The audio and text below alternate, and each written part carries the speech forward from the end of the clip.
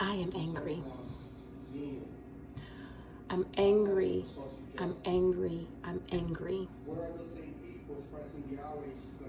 And one of the things that I'm processing in my head right now are 3 words. And those 3 words are, how dare you? How dare you? On January the 6th, I was sitting right here at my kitchen table. And I started to hear the hubbub and the commotion.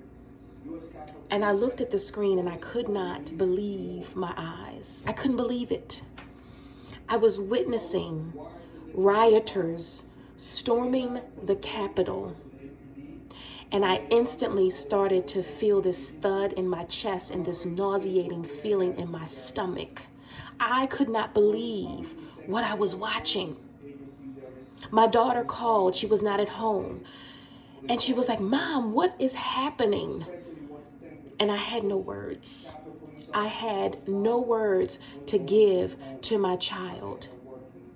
And I had to sit and watch in absolute horror and fear and anger and frustration and total and complete shock. On this day, right now, I am watching the hearing and I'm listening to the officers who are the first witnesses at the Select Committee hearing on the January 6th insurrection. And it brings me to tears to hear. Now, I was watching that day, and I'm watching the hearing this day, but there is absolutely no way that I can understand what these officers had to endure then and still enduring right now. See, they're not just dealing with the physical trauma that they had to go through that day, but they're dealing with the mental anguish and all of the things that they have to get over in terms of post-traumatic stress disorder. And I think about all of the buzz that I, as an American citizen, is hearing about this being a tour and these were peaceful marches and people were sharing so much love that it's unbelievable to think about what we saw with our physical eyes. Are you kidding me? How dare you? How dare you insult the intelligence of the American people who witnessed the horror with their own eyes, and for those who had to serve on the front lines to protect the very democracy that some of us say that we love and support. We live it, we breathe it, we sleep it. But yet there are some who are trying to whitewash and diminish what we all know happened on January the 6th, and the history books have written it too. How dare you? Now, well, you might be saying, well, who is you? Well, let me be very clear. Those leaders that we have put into office to protect this country, the democracy that some of us are still fighting to make sure is a part of our history. For those who say, no, what you see is not what really happened. For those who say, well, no, there were people coming and they were going on tours and they were sharing all this love and joy and peace and happiness. For those who are criticizing those who want to stand up and do the right thing and honor their oath, that's the we that I'm talking to. That's the how dare you that I'm talking to.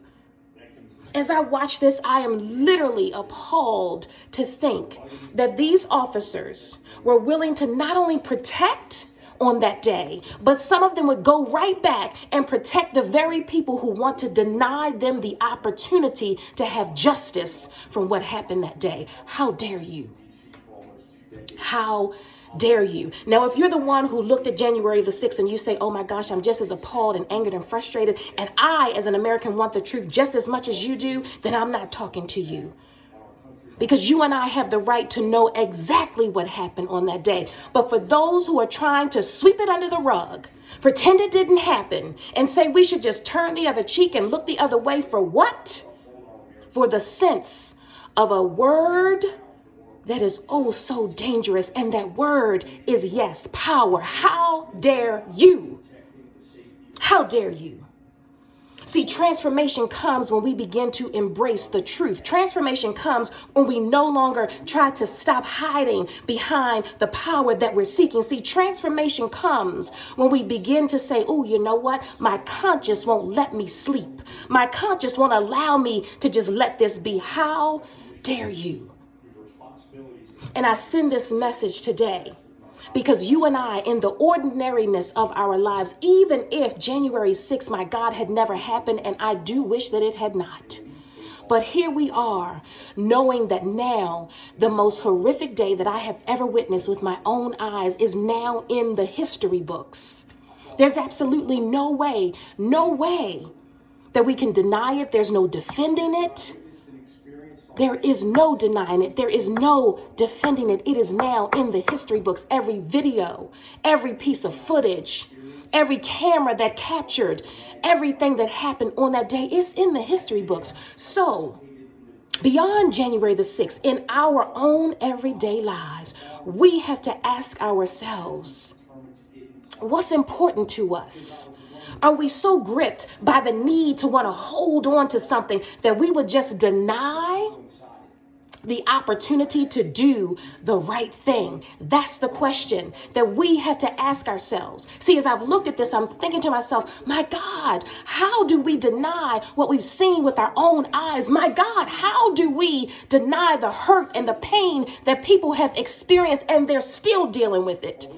Their families, their friends trying to support. There's no way that you and I can understand what the depth of the hurt and the results of what they're going to have to deal with are going to carry on and on and on for years to come. There's no way.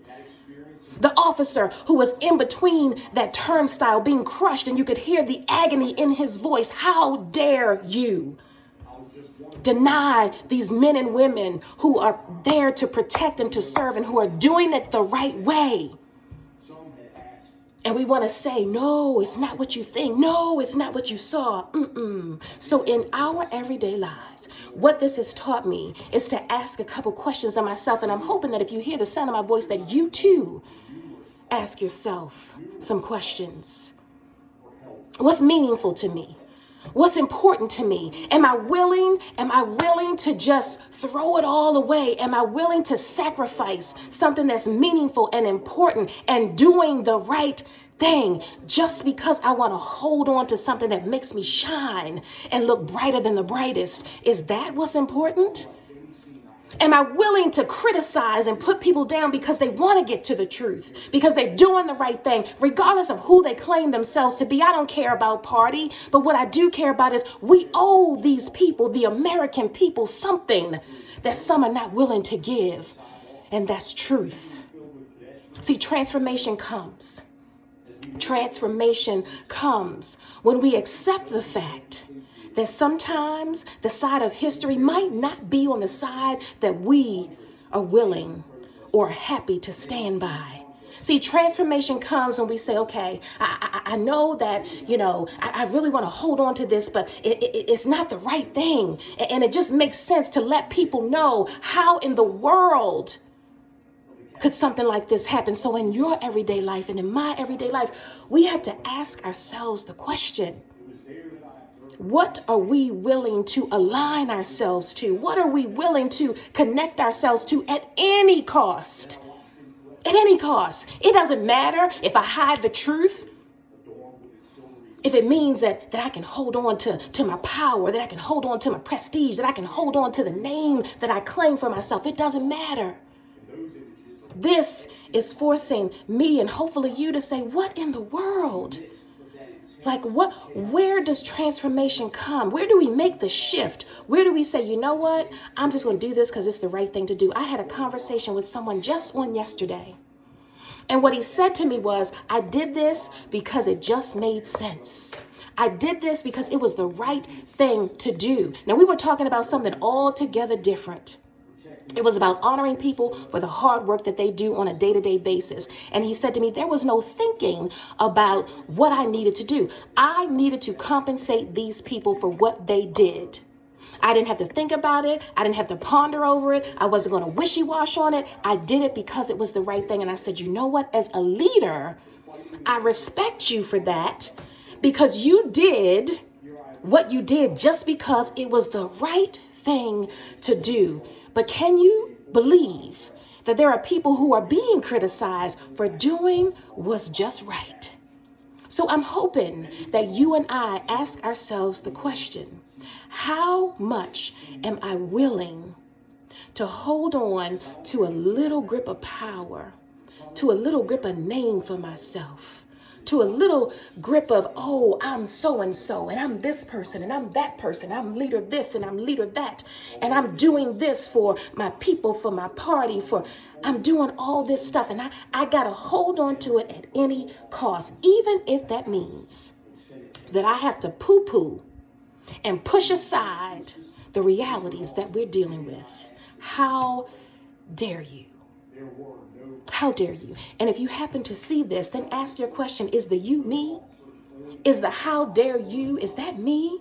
Do I need to reassess how I'm showing up? Do I need to reassess the role that I have? Do I need to reassess how I'm honoring myself and my dignity and my consciousness? Now, I'm going to tell you this. There is none out there who is perfect. We all fall short on some level or another multiple times over and over and over and over. Yes, I get it, because I'm one of them. But transformation comes when we look at a moment like everything that we're seeing right now and we say to ourselves, what is meaningful to me? What's meaningful to me? What makes the difference for me? And am I willing to just sacrifice everything that is right and real and trustworthy just because I want to hold on to who I am, the role that I have, the people that I'm trying to please? Is it worth it? Is it that important? Because it might feel like it's important right now. It might feel like it's important right now, but I tell you, there will come a day when you might be forced to look back and say, was it really worth it? Was it really worth it? That's the question that I ask today. And I hope that this touches somebody in a way that perhaps makes you think differently about what you might have thought about before running into this video. Yeah, I was angry. I was standing right here at my countertop. And I was listening to this testimony, and I'm listening to this officer, and it was wrenching my belly and my heart. And I came over to the sink and I started washing a dish, and I just screamed out, how dare you? How dare you? Because all I could think about was these men who swore to protect and to serve, and the very people that they swore to protect and to serve,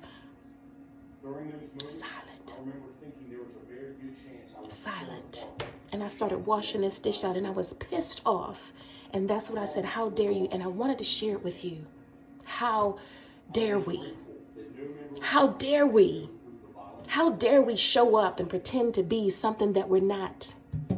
How dare we show up and pretend to hold people in a certain space, and then when they need you, don't do it? How dare we?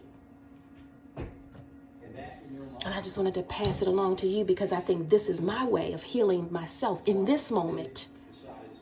In this moment. So our transformation begins when we start to look at ourselves and say, who are we? What do we represent?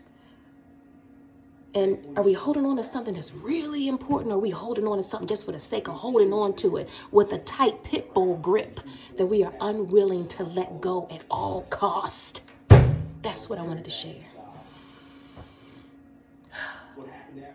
There's a moment and a time. Lessons learned, healing. We watch things, we hear things, we read things, we see things. And it's an opportunity for us to just check in and say, I see all of what's happening. I see all of what's happening.